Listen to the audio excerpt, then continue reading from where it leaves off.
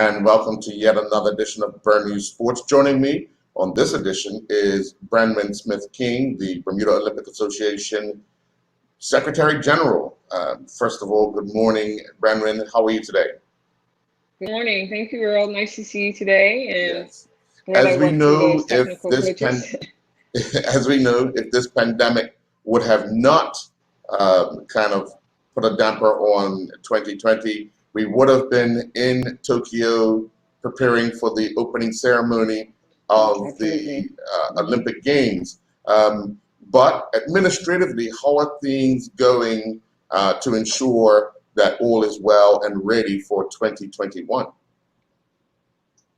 Well, I think that is a really big question and a great question, because there's so many different levels of input that needs to happen for the Olympics. You know, not just our local preparations for our athletes and qualifications and travel and all those details, but also on a global perspective with the IOC and Tokyo and the organizing committee. So there's, you know, first thing I do in the morning is look at my emails, because we get emails, you know, every day, updates. And I think from a Bermuda standpoint, you know, I think the good news is that this gives us more time to hopefully have a few more athletes to make the standards, and international federations have begun setting their qualification periods. So of course the qualifications have been extended.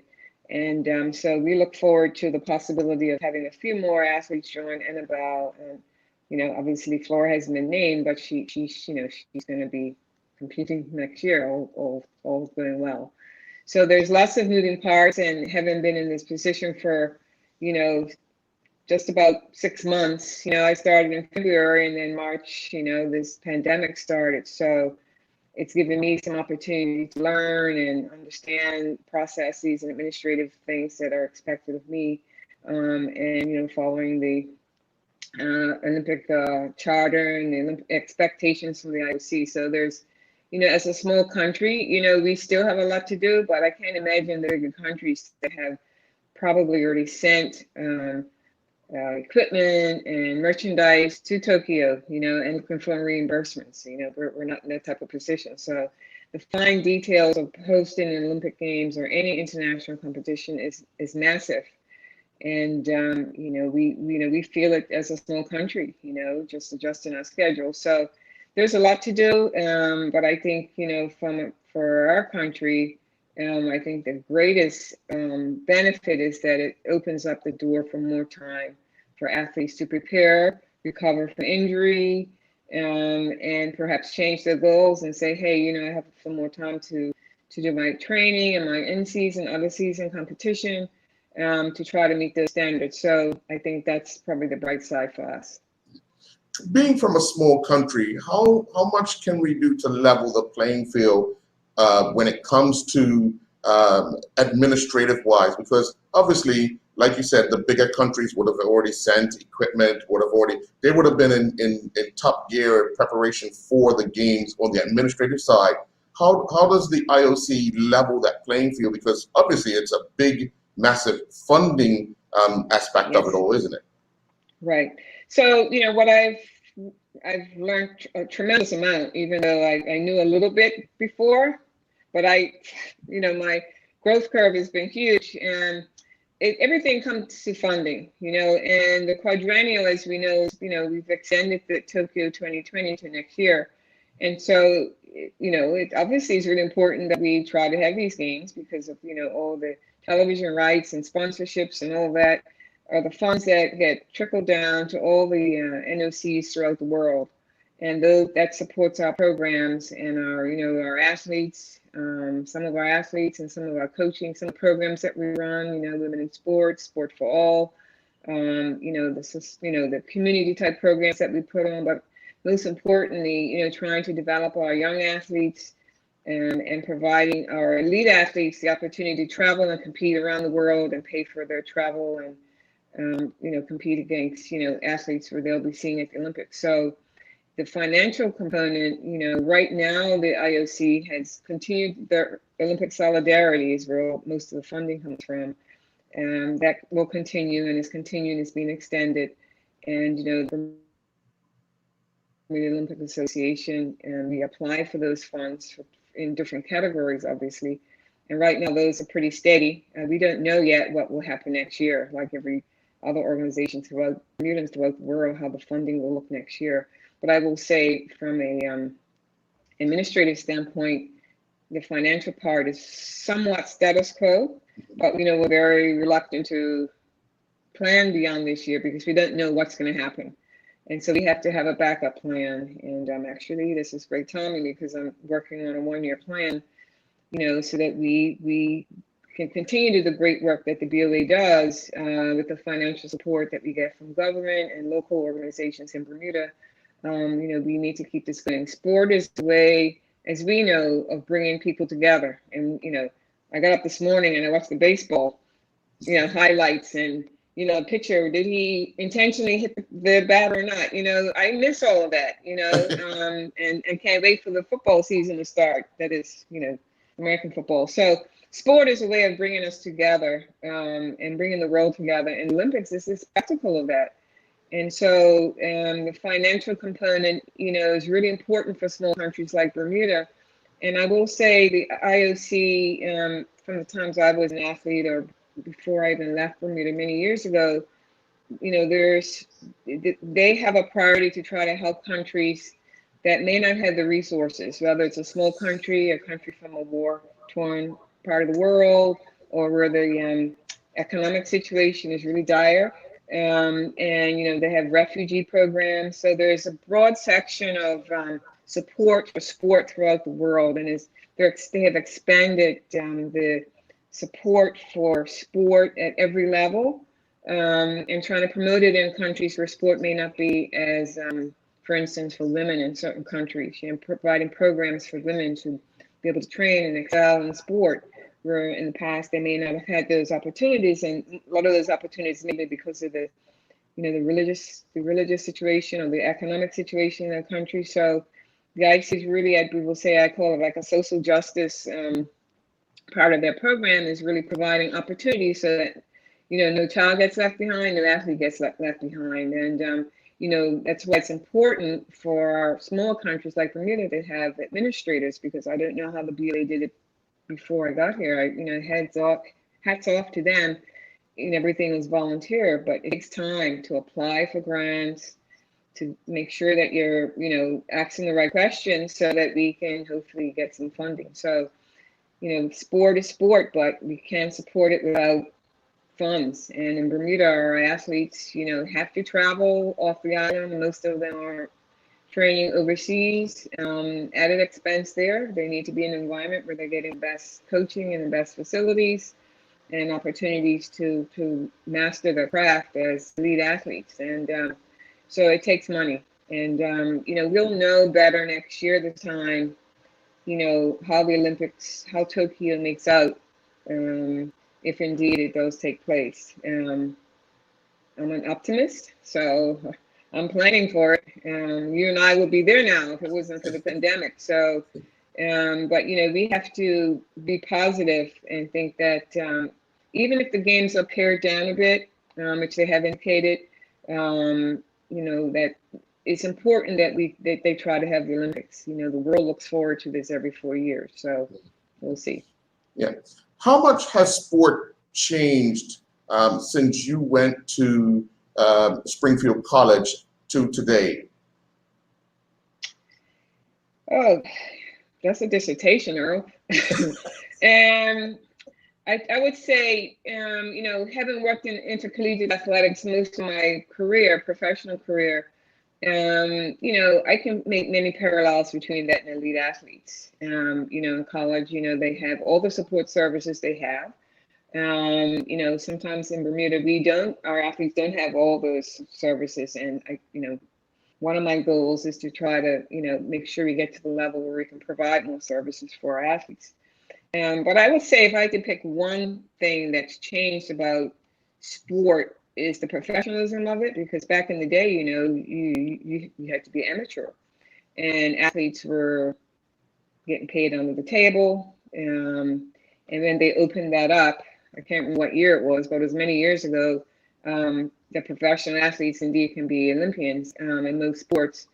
that changed I think the atmosphere of it, because you want the best against the best, and I know certain countries have different policies and rules and who gets to represent them. So I would say that would be one thing. The second component of it is the science in sports. The knowledge that we know about the body and training principles and physiology and sports psychology and nutrition. And, from my day as an athlete, I studied physical education. So a lot of those things I knew about because I studied it, but it was not standard practice. It wasn't best practices for most athletes at the time. Maybe at the elite level and in Europe for sure, and the East Europeans and the Russians, well, we know their secret, and that's all come out now. That's why the Russians can't compete in the Olympics because of their doping. So science is a big part of it, but it's not everything. I think listened to a webinar the other day, and it was really interesting, and I really approved of what the lecturers were saying. We sometimes get so caught up in the science. Also, I should mention sports medicine and rehabilitation and injuries. I injured my knee, and maybe 50 years ago, whoops, I'm giving away my age, but I would have recovered from that. And Clive Long had me. His goal for me was to as a long jumper. Injured my knee. Now we have the technology and the science that perhaps I would have recovered and went back to being a world-class long jumper. But anyway, I left that to a rancher. I gave those genes along to a rancher. But I think that we have to be conscious about the personal relationships athletes have with their coaches.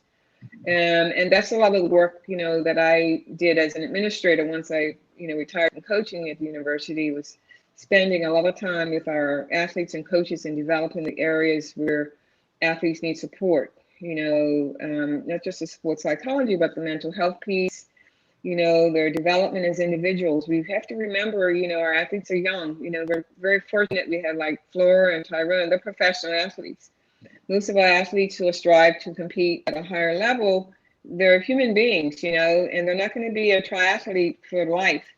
And they need to have other skills and other, education and a career in something that's going to, take them for the rest of their life. And hopefully not hopefully, I know the sport will be a big part of it and will help them to develop as, what my college would say, the spirit, mind, and body of their development.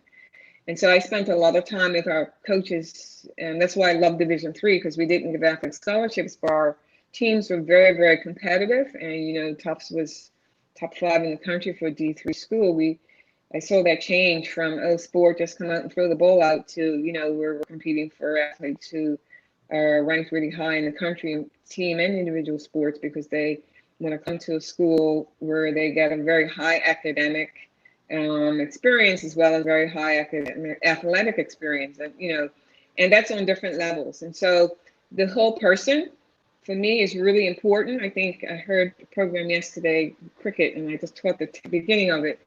We need to develop our athletes as whole people, right? And the number of students that will get a scholarship, I don't know what the percentage is. There's less than 1% of high school athletes get scholarships.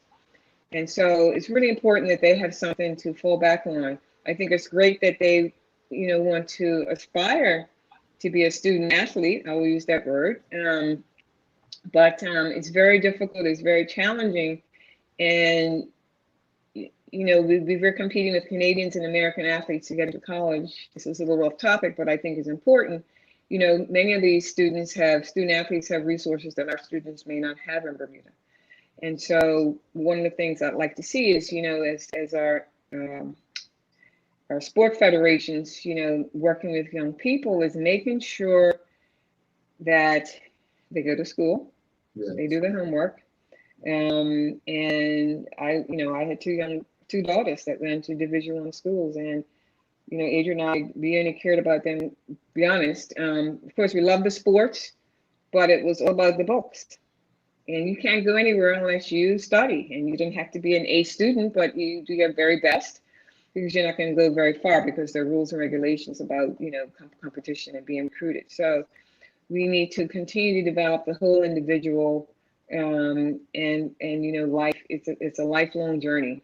And the long-term athlete development program that Couture and the Standards Committee has started brings that philosophy of the long-term development of our athletes. So it's, sport for life. Yeah. Anyway, long answer to your question.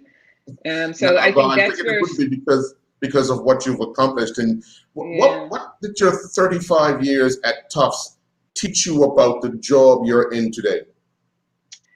As I said to the BOA yesterday, we had a board meeting. I thanked them for giving me this opportunity, and always hoped that I'd have the opportunity to come back and contribute to sport. But now it's so fulfilling for me, even though I just started. I'm just so excited. Like, I wake up in the morning with these ideas. I'm like, okay, Gran, can you do one thing at a time? But yes, my last few years at Tufts, I was starting to feel a little guilty because, there I was, working with coaches and athletes and professors and all kinds of people in sports, our sports medicine. We had a great program at Tufts, still very, very close to the department. And, here I am, helping young American athletes, reach their dreams of becoming national champions in team and individual sports. It wasn't just track and field, it was in soccer and lacrosse and softball. And I had the opportunity to travel with those teams and see them win a national championship.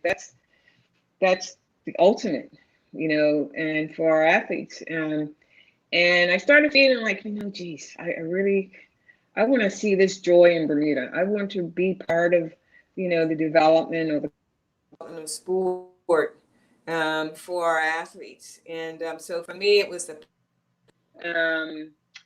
of giving back. I think for me, it's always been about what it is I can do to help a young person. Very committed to helping young people, as a parent and as a coach. I have, as a coach now, and that I'm older, and Facebook's been the best thing because I've come across some athletes that I coached back in the 80s, 90s who reached out to me on Facebook and, lost track for a while, and the stories that they share with me, the stories I can share with them, and how much I learned from them as a parent and as a coach to be a better parent and coach, was something that when I left Tufts, I didn't realize until one of my captains, 2 months before I left, I was at a basketball game. I think it was our last regular scheduled men's basketball game, and my first captain, Jan Brown, he's all her children are my godchildren, okay? She came to Tufts and said, why don't you come to Boston and we'll hang out for the weekend, we'll take the kids in the pool, and anyway, do what 8-year-olds do, not knowing that she was planning this reunion of some of our athletes, some of her teammates. And I was totally stunned when, a dozen or so athletes from different generations came back to campus on a very short notice. And we spent an afternoon together and an evening together. And I cried because I never realized, 30 years later, what being on the women's track and field team at Tufts University meant to them, and the relationships that we built together as a team. And then some of the stories I never heard when they were at Tufts, but now they're women, professionals, and sharing things like, being on the team saved my life because, I didn't know where I was going to live because my parents broke up and we didn't have the financial, resources to do X, Y, and Z. Or, I had one young lady, Ruth Sachs, who she's on my Facebook and Instagram feed every day.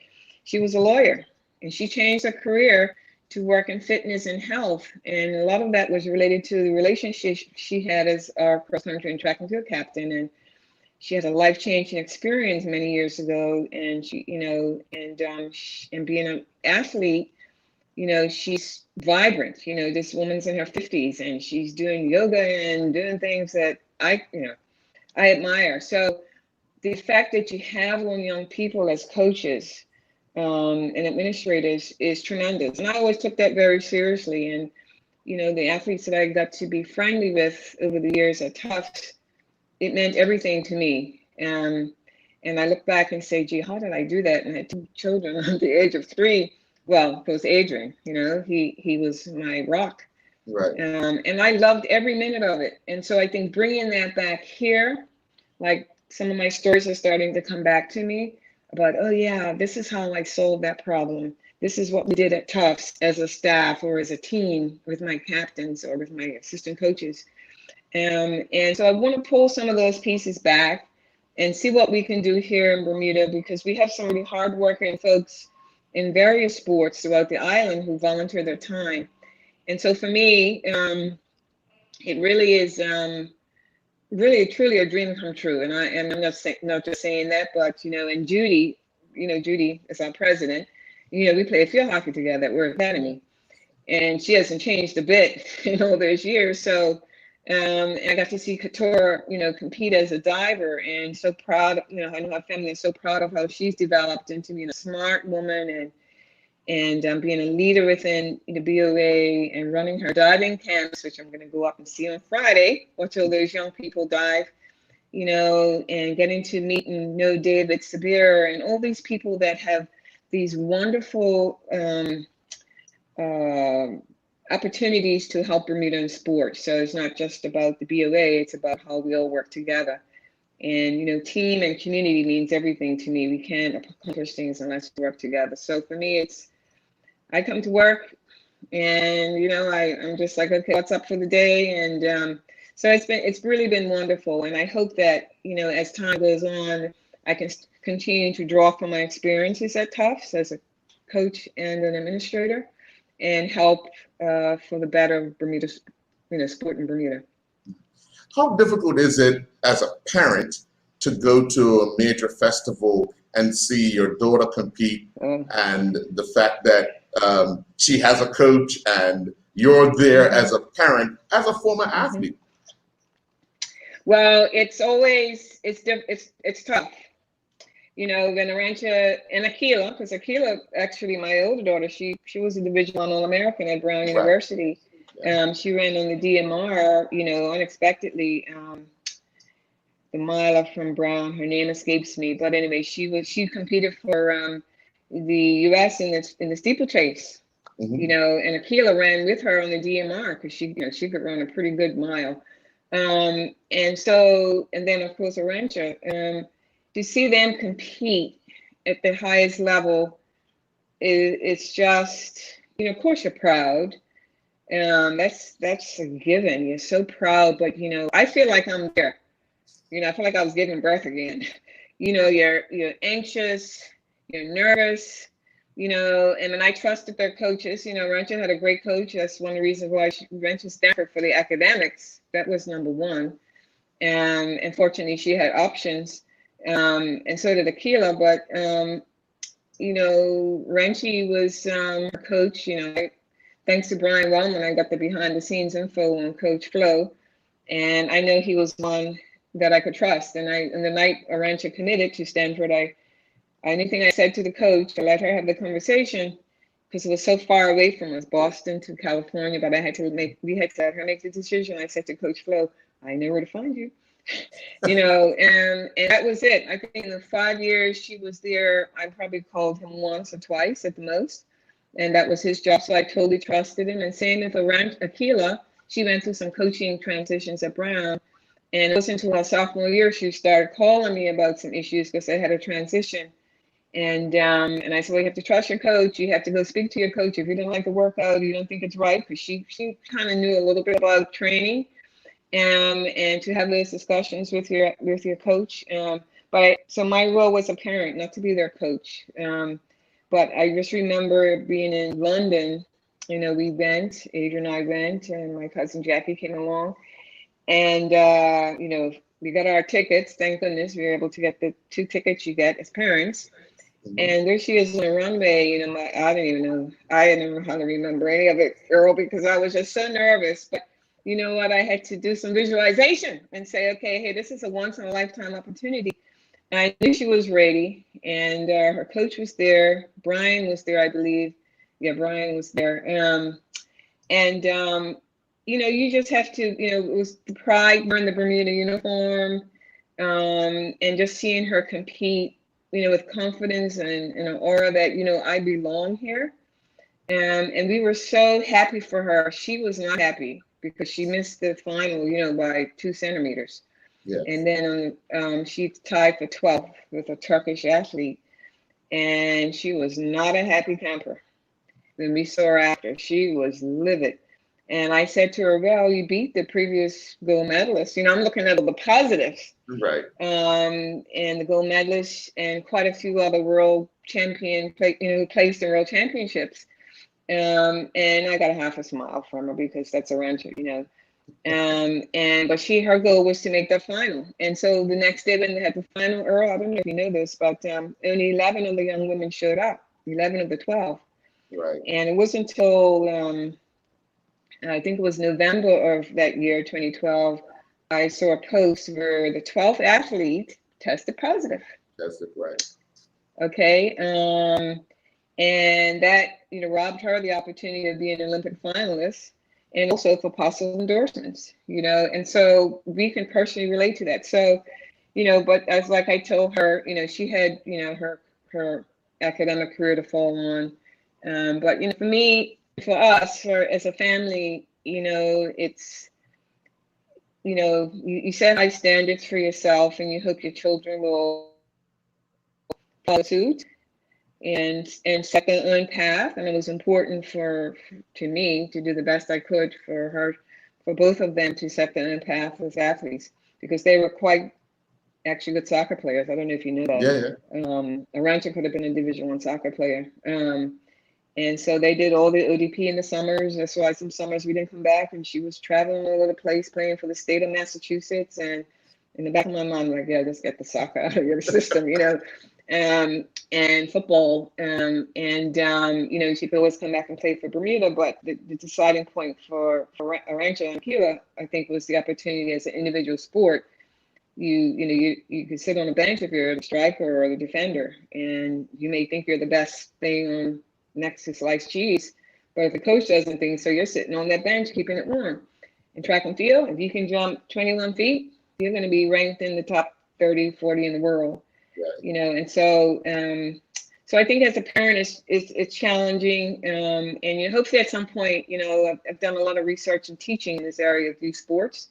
The psychology of it, and then when and how to push children. So I think we need to do some of that work here in Bermuda, because I do think it's a danger to start too early, too soon. I think in a small country, sometimes we might have to do that because we need to for selection purposes.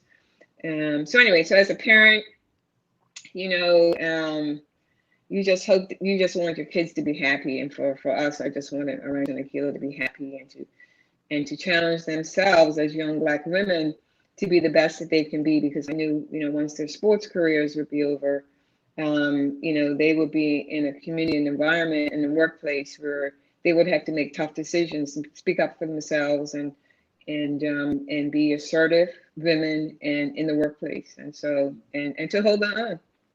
Yeah. Give us a sense of what your role was as an assistant coach for Bermuda at the 1996 Olympic Games. What did you have to do behind the scenes to ensure that the athletes we had there were at the optimus best, given the sense that they just had to go out and compete? Well, first of all, I was holding Brian and Dougie's spikes, because you know they were both pretty well established athletes at that time, and you know, we were in Atlanta.